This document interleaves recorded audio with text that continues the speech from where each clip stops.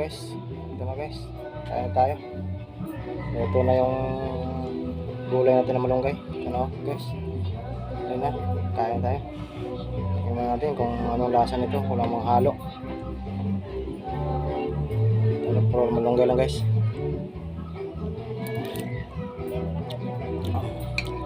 Lasang malunggay lang talaga. Kaya siya.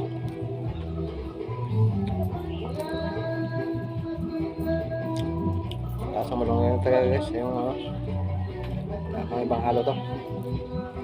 Sibuyas. Sibuyas lang at saka ano pala, luya. Lagyan ko ng konting luya. Ewan ko kung ganito ba pagluto. Paalam guys pag anong luto ng gulay na malunggay.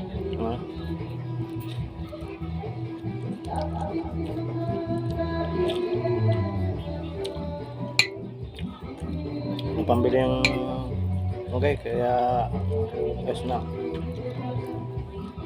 pambiling sarap na ulam. Ito lang muna gulay na malunggay talaga maano natin ang ilap. Talbos ng kamote.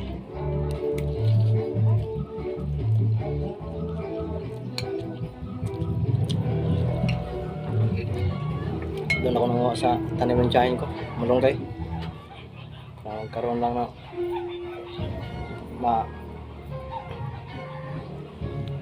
may ulam na gulay. May tas ako doon kanina. Saka kumuha ko ng ano doon kaganina. Pinakuha sa akin yung gabi. Pagulay daw yung gabi. Pagulayan daw yung gabi na yan. Ayan guys, oh. Marami-rami yan. Kaya pagulayan daw yung gabi na yan. Sabi ang tita ko. Tapos atsahin ko lang mintas ng gabi. Nunod ko na. May ulam lang. Kaya ito guys, malunggay lang ang ulam natin guys. Talagang mahagilap guys na ulam.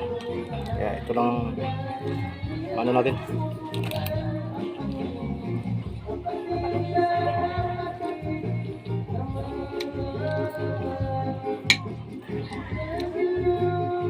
Kung may magandang loob dyan na ano, magbigay ng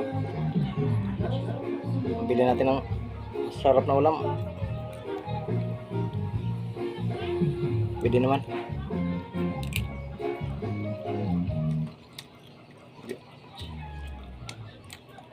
Joke lang. Ibigay, salamat. Hindi, wala. Okay lang din.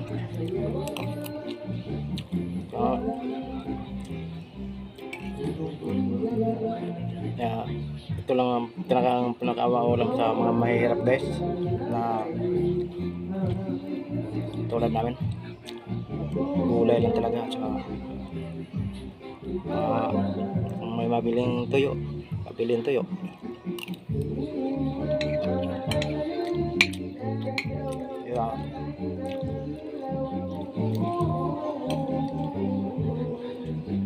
Ito lang talaga.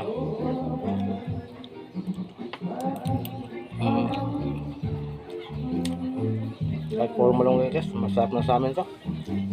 Tulad namin mahirap.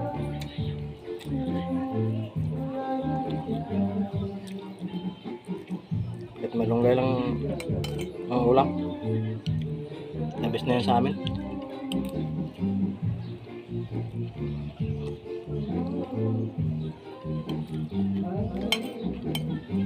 Pero sa mga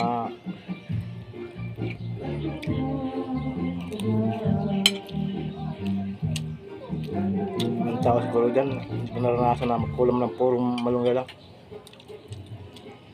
Kaya ako danas na danas ko to guys. Okay. Nagtrabaho kami, niliyop kami sa trabaho. Tapos na kasi yung project namin guys. Kaya wala pang tawag. Tawagan na rin daw kami kung hindi namin alam kung kailan. Kaya antay na kami tawag. Thank you very much guys sa inyong panonood. pagsubaybay sa vlog ko. Thank you sa pag-supportan nyo. Support sa mga videos ko. Thank you very much sa inyo guys.